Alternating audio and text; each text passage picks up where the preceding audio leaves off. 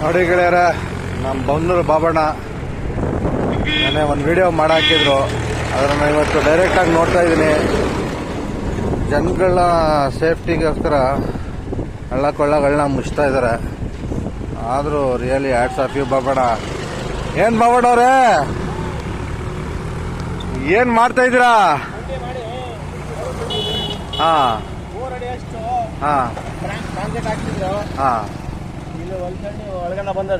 ಆದ್ರೂ ಬಾಬಣ್ಣವ್ರೆ ಏನಾರು ಹೇಳಿ, ಜನಗಳು ನಿಮ್ ತರ ಒಂದ್ 10 ಜನನಾರು ಸೇರ್ಕೊಬಿಟ್ರೆ.